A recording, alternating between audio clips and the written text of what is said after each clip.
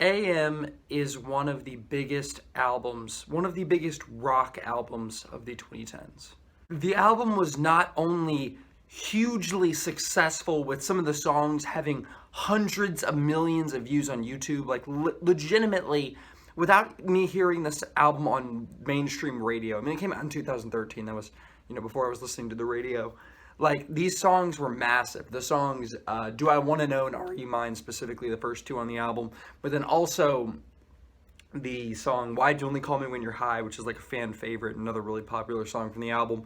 The album is massive, and not only is it extremely popular, it was very, very well liked and well loved by fans and critics. So much so that the music review website AllMusic gave it a 5-star rating, which I want to say they haven't done that many 5-star ratings in the 2010s. I believe New Music Express gave it 5 stars, which I don't know how big of a deal that is. Pitchfork gave it an 8. I mean, people were kind of crazy about this, and the fans loved it. And, it's such an iconic album for the 2010s. In a decade, it's such an iconic rock album in a decade when rock music really was kind of one of the least important genres. In the 2010s, it was all about indie music, and it was all about rap music and singer-songwriter music. Like, that's reflected on my top 10 list. Like, I don't have a lot of straightforward rock music on my best of the year list from all the years of the 2010s. But this album is iconic, and AllMusic gave it 5 stars, so let's talk about it. Musically and stylistically, this is a big shift for Arctic Monkeys. The album screams, everything about the album screams, big budget, big studio record, that none of their other albums to me really feel like. Like, I guess you could say that Tranquility Base Hotel and Casino is a very conceptual album, and there's a lot of weird, interesting musical choices. But this feels like this was made by a large group of people on a record label who said, let's make an album that's going to slap. Let's make an album where we're doing different things.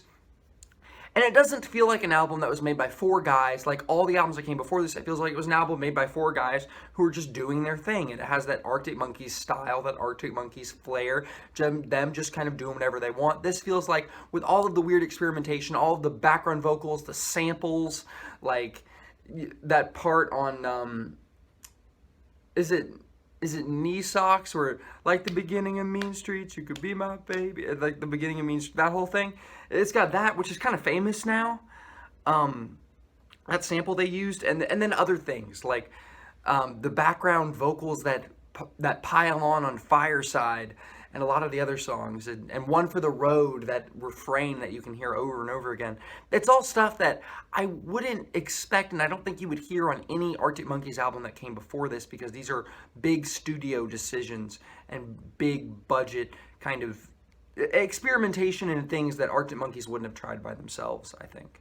The result of these changes are a lot of really great songs and a couple ones that don't really do it for me. One for the Road, in my opinion, is a little bit awkward. It's definitely not a bad song, but it's a little bit on the weirder side. And Arabella, there's always just one song in an Arctic Monkeys album that just doesn't work for me. That I'm just like, I listen to it and I'm like, this is just off, just to me. And that song is Arabella. Like, I just don't, I'm just not vibing with the energy of this song and like the lyrical content. It's just not doing it for me. But the other song in this thing that I'm not crazy about is I Want to Be Yours.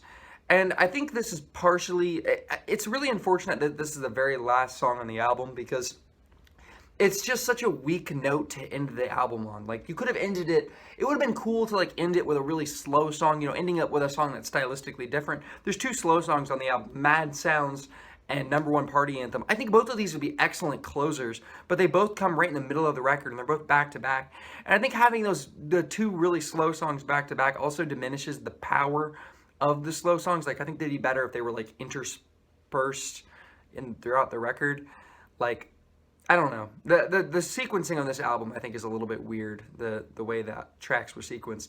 But yeah, I Want to Be Yours, I'm not crazy about it. It feels like it's just one of the weaker tracks. Now, the hits on this album are great, Do I Want to Know?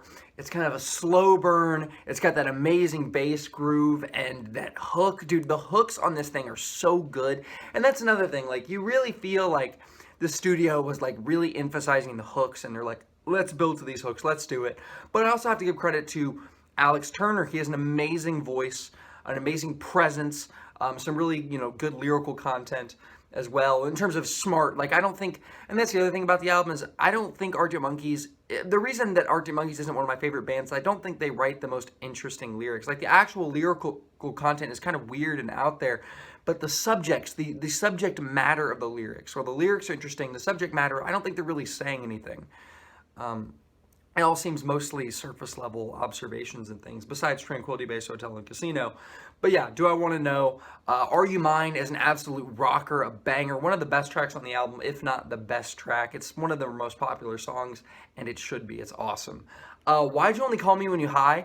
Dude, that pre-chorus is awesome.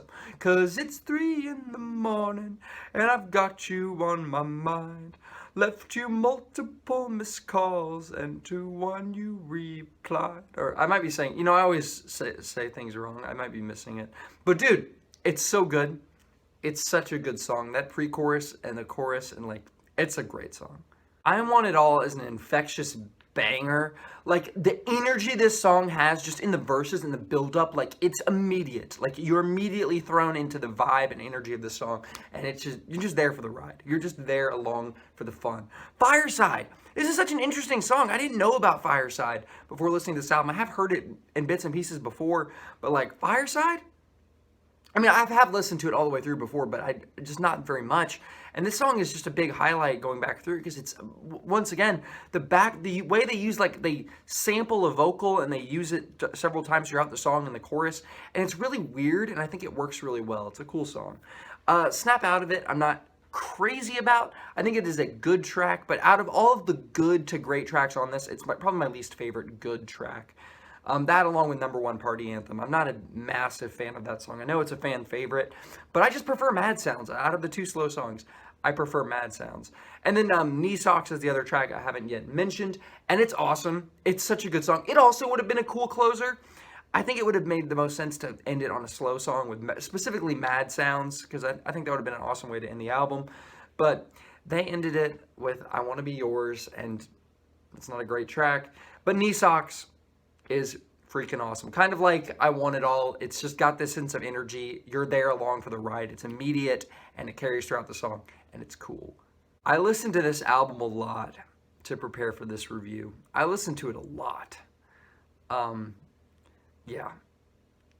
I wanted to really articulate my thoughts, because I do think this is a great album. But I listened to it all the way through, and I was like, wow, this is a great album. Why did it not make my top 10 of 2013? I'm like, there must be a reason. And so I listened to it more, and then, like, I noticed there were songs I didn't care for as much, but I didn't really notice that until I gave it more repeat listens. Because it really is the highlights kind of overshadow a lot of the lesser moments. But yeah, I think the sequencing could be better on this album. I think it has a few weak tracks, but besides that, I think it's really great. And I'm giving it 4 stars out of 5.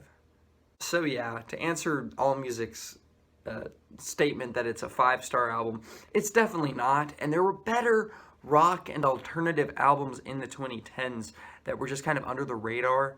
Like, specifically, I'm thinking like The Suburbs. But that's not really an underrated album. Like, that album's properly rated, and that's also known as, like, that's on the same level as this, is like one of the best, and it's actually on a higher level than that, so it's not really underrated. But like, the album I'm specifically thinking about is Supermodel by Foster the People.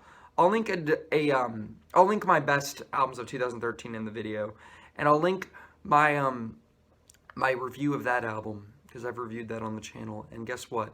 It's incredible, and it was super dismissed. It was underrated by fans, and it was underrated by the critics more than anything else. But I mean, some fans really like it. Some people know how great it is, but it's very under the radar. Thanks for watching the video. Have a great rest of your day.